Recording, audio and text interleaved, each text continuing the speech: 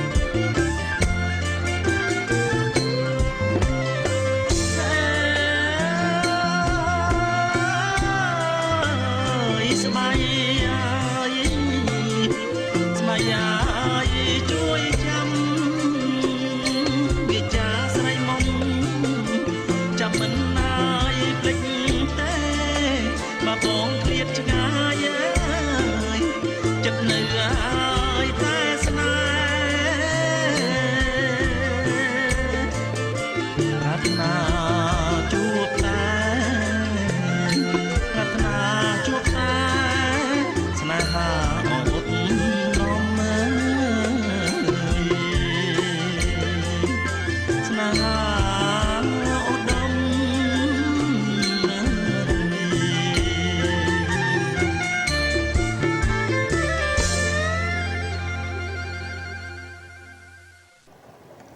ពិធីមង្គលដ៏សំខាន់ដែលជាទំនៀមទម្លាប់របស់ខ្មែរយើងមួយនេះក៏ចេះតែមានការវិវត្តពីសម័យកាលមួយទៅសម័យកាលមួយរហូតមកទល់នឹងបច្ចុប្បន្ននេះហើយទាំងបទភ្លេងនិងចម្រៀងប្រពៃណីក៏ចេះតែមានការវិវត្តជាហូរហែរៀងរហូតមកដែរហើយដូច្នេះហើយទន្ទឹមនឹងការអភិវឌ្ឍនិងភាពរីកចម្រើនទាំងអស់នេះយើងទាំងអស់គ្នាក៏ត្រូវតែស្គាល់ឲ្យបានច្បាស់ពីទំនៀមទម្លាប់និងប្រពៃណីរបស់យើងដើម្បីឲ្យកូនខ្មែរជំនាន់ក្រោយលោកបានដឹងនិងបានស្គាល់ហើយចូលរួមថែរក្សាទាំងអស់គ្នាជារៀងរហូតទូរទស្សនិកជនជាទីគោរពនិងជាទីមេត្រីពេលវេលានៃកម្មវិធីសម្លេងតន្ត្រីខ្មែរនៅក្នុងពេលនេះក៏បានមកដល់ទីបញ្ចប់សូមជូននៅបទចម្រៀងប្រពៃណីមួយបទទៀតសូមទូរទស្សនិកជនប្រកបតែនឹងសេចក្តីសុខនិងសុភមង្គលសូមអរគុណនិងសូមគោរពលា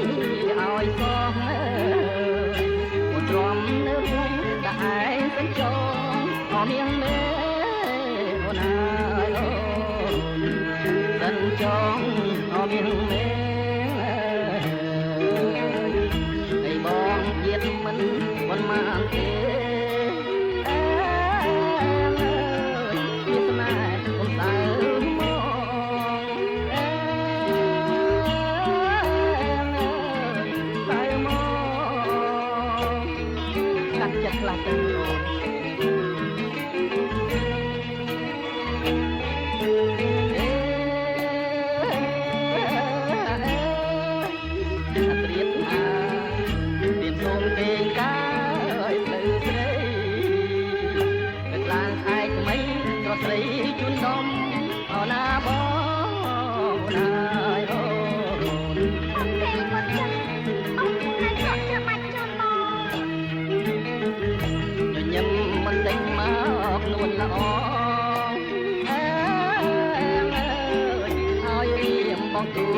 ចិត្ត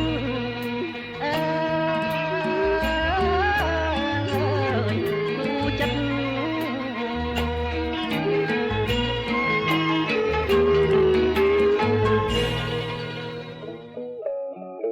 សង្ក្រវាអើយទៀបភ្លឺអើយលឺតាវ៉ៅសង្ក្រវា